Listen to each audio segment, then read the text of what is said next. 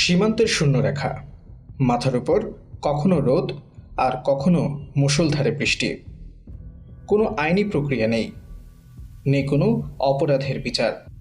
কেবল বাংলাদেশি তকমা দিয়ে একদল নারী, পুরুষ আর শিশুকে জোর করে ঠেলে দেওয়া হচ্ছে কাঁটাতারের ওপারে। একেই বলা হচ্ছে পুশ ইন। কিন্তু এটা কি আসলেই কোনো আইনি প্রক্রিয়া? নিয়ম অনুযায়ী কাউকে নিজ দেশে ফেরত পাঠাতে হলে আদালতের রায় লাগে, নাগরিকত্ব যাচাই করতে হয়, চলে কূটনৈতিক আলোচনা। অথচ পুশ ইনের বেলায় এসব নিয়মের কোনো বালাই নেই। গত এক বছরে অন্তত 2511 জনকে এভাবে বাংলাদেশে পুশ ইনের চেষ্টা করেছে ভারতীয় সীমান্তরক্ষী বাহিনী বিএসএফ। কিন্তু কেন হঠাৎ এই তোড়জোড়? আন্তর্জাতিক আইনকে বুড়ো আঙুল দেখিয়ে ভারত কেন এটা করছে? কাদের টার্গেট করা হচ্ছে এই পুশ ইনে? একটু খেয়াল করলেই দেখবেন ভুক্তভোগীরা মূলত 3 ভাগে বিভক্ত। প্রথমত, যারা বহু বছর ধরে পেটের দায়ে ভারতে কাজ করছেন সে বাংলাদেশি শ্রমিকরা। দ্বিতীয়ত, মিয়ানমার থেকে জীবন বাঁচাতে পালিয়ে ভারতে আশ্রয় নেওয়া রোহিঙ্গা জনগোষ্ঠী। আর তৃতীয় ক্যাটাগরিটা সবচেয়ে উদ্বেগজনক। তারা হলেন ভারতের নিজস্ব বৈধ মুসলিম নাগরিক, শুধু ধর্মীয় পরিচয়ের কারণে যাদের গায়ে বাংলাদেশি তকমা সেটে জোর করে পুশ ইন করা হচ্ছে। পরিস্থিতি এমন পর্যায়ে ঠেকেছে যে খুদ ভারতের বম্বে হাইকোর্টও এই ধরনের বেশ কিছু বেআইনি উদ্যোগে হস্তক্ষেপ করতে বাধ্য হয়েছে। স্বাধীন বাংলাদেশের ইতিহাসে এই পুশ ইনের রাজনীতি কিন্তু নতুন কিছু নয়। একটা অদ্ভুত প্যাটার্ন লক্ষ্য করলে দেখবেন, অতীতে যখনই বাংলাদেশে বিএনপি সরকার ক্ষমতায় ছিল তখনই ভারতে এই পুশ ইনের প্রবণতা হঠাৎ বেড়ে যেত। যেমন ধরুন 1992 সাল, ভারতের তৎকালীন কংগ্রেস সরকার দিল্লি থেকে তথাকথিত অবৈধ বাংলাদেশি ধরার এক অভিযান শুরু করে। নাম দেওয়া হয় অপারেশন পুশব্যাক। সে সময় 132 জন মানুষের মাথা কামিয়ে সীমান্ত দিয়ে জোর করে বাংলাদেশে পাঠানোর সেই নিষ্ঠুর চেষ্টা আন্তর্জাতিক মহলে তীব্র সমালোচনার জন্ম দিয়েছিল। এরপর 2003 সাল, আবারও বাংলাদেশে বিএনপি সরকার। সেবার কোচবিহার সীমান্তে 81টি শিশু আর 65 জন নারীসহ মোট 213 জন মানুষকে টানা 5 দিন খোলা আকাশের নিচে তীব্র শীতে আটকে রাখে বিএসএফ। অ্যামনেস্টি ইন্টারন্যাশনাল তখন আনুষ্ঠানিকভাবে ভারতের এই পুশ ইন নীতির তীব্র নিন্দা জানিয়েছিল। আজ 2026 সালের এই মে-জুন মাসে এসে সীমান্তে আমরা ঠিক সেই একই ইতিহাসের পুনরাবৃত্তি দেখছি। ক্ষমতাসীন দল বিজেপির অনুপ্রবেশকারী বয়ানের রাজনীতি পরিস্থিতিকে আরও তাতিয়ে তুলেছে। 2018 সালের এক জনসভায় স্বরাষ্ট্রমন্ত্রী অমিত শাহ নিজেই বলেছিলেন, কোটি কোটি অনুপ্রবেশকারী দেশে ঢুকে উইপোকার মতো সব খেয়ে ফেলছে।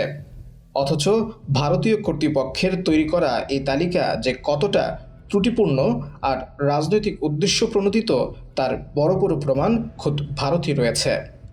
যেমন ভারতের সাবেক রাষ্ট্রপতি ফখরুদ্দিন আলী আহমদের পরিবার কিংবা কার্গিল যুদ্ধে রাষ্ট্রপতির পদক পাওয়া অবসরপ্রাপ্ত সেনা কর্মকর্তা মোহাম্মদ সানাউল্লাহ, এদেরকেও বিদেশি বানিয়ে ডিটেনশন ক্যাম্পে পাঠানো হয়েছিল। পরে অবশ্য আদালত তাদের ভারতীয় নাগরিক হিসেবে স্বীকৃতি দেয়। রাজনীতির এই খেলা এখন কতখানি বিপজ্জনক রূপ নিয়েছে তা বোঝা যায় পশ্চিমবঙ্গের সাম্প্রতিক এক ঘটনায়।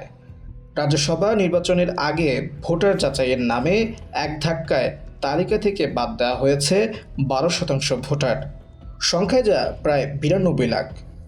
বিশ্লেষকরা আশঙ্কা করছেন এদের বড় অংশই মুসলিম এবং এই বিপুল সংখ্যক মানুষকেও ভবিষ্যতে পুশ ইনের ছকে ফেলা হতে পারে। ভারত কেন আদালতের তোয়াক্কা না করে এত সহজেই এই পুশ ইন করতে পারছে? এর চাবিকাঠি লুকিয়ে আছে তাদের নতুন এক আইনে। আগে 1946 সালের ব্রিটিশ আমলের আইনে কাউকে বের করতে হলে এফআইআর করতে হতো, আদালতে নাগরিকত্ব প্রমাণ করতে হতো। কিন্তু 2025 সালের 2 এপ্রিল পাশ হওয়া নতুন ইমিগ্রেশন অ্যান্ড ফরেনার্স অ্যাক্ট পুরো হিসেবটাই বদলে দিয়েছে। এখন আর আদালত বা মামলার কোনো দরকার নেই। সন্দেহ হলেই বিনা পরোয়ানায় গ্রেপ্তার এবং কোনো যাচাই বাছাই ছাড়াই পুশ ইন করা সম্ভব। সবচেয়ে বড় মোচড়টা হলো আগে রাষ্ট্রকে প্রমাণ করতে হতো যে আপনি বিদেশি, আর নতুন আইনে আপনাকেই প্রমাণ করতে হবে যে আপনি ভারতীয়। এই আইনি অন্ধকারের সুযোগ নিয়েই বিএসএফ এখন সীমান্তে পুশ ইনের উৎসব চালাচ্ছে। ধারাবাহিকতা একটু মেলালেই সব পরিষ্কার হয়ে যাবে। 2025 সালের মে মাসে জম্মু কাশ্মীরের পেহেলগামে হামলার পর অপারেশন সিঁদুর পরিচালনা করা হয় এবং দেশজুড়ে কথিত অনুপ্রবেশকারীদের তাড়ানোর নির্দেশ দেন অমিত শাহ। এর পরপরই পশ্চিমবঙ্গে বিজেপি ক্ষমতায় আসে এবং শুভেন্দু অধিকারী মুখ্যমন্ত্রী হিসেবে দায়িত্ব নিয়ে ঘোষণা দেন অনুপ্রবেশকারীদের তাড়ানো হবে। গত 7 জন শুভেন্দু অধিকারী দাবি করেন তারা নাকি ইতিমধ্যেই 4800 জনকে বাংলাদেশে পাঠিয়েছেন। অথচ বিজেপি এবং আমাদের মাঠ পর্যায়ের ডেটা বলছে এই সংখ্যা 2511 জন। অর্থাৎ স্রেফ অভ্যন্তরীণ রাজনীতিতে ফায়দা লুটতে এই সংখ্যা নিয়েও বড় ধরনের প্রোপাগান্ডা চালানো হচ্ছে। পরিস্থিতি সামাল দিতে বর্তমানে বাংলাদেশের 26টি জেলার 4156 কিলোমিটার সীমান্তে বিজেপি সর্বোচ্চ সতর্ক অবস্থানে রয়েছে। চারপালায় দিনরাত 24 ঘন্টা পাহারা দেওয়া হচ্ছে এবং স্থানীয় মানুষও বিজেপিকে সাহায্য করছে। এই উত্তপ্ত আবহের মাঝেই নয়াদিল্লিতে শুরু হয়েছে বিজেপি বিএসএফ মহাপরিচালক পর্যায়ের 4 দিনের সম্মেলন। এখন প্রশ্ন হলো, ভারতের এই একপাক্ষিক পুশ ইন নীতি আর সাম্প্রদায়িক রাজনীতির বিরুদ্ধে বাংলাদেশ কি টেবিলে শক্ত অবস্থান নিতে পারবে? পশ্চিমবঙ্গের এই 92 লাখ ভোটারের ভাগ্য কি বাংলাদেশের সীমান্তে বড় কোনো বিপর্যয় ডেকে আনবে? সাথেই থাকুন বাংলা ফ্যাক্ট।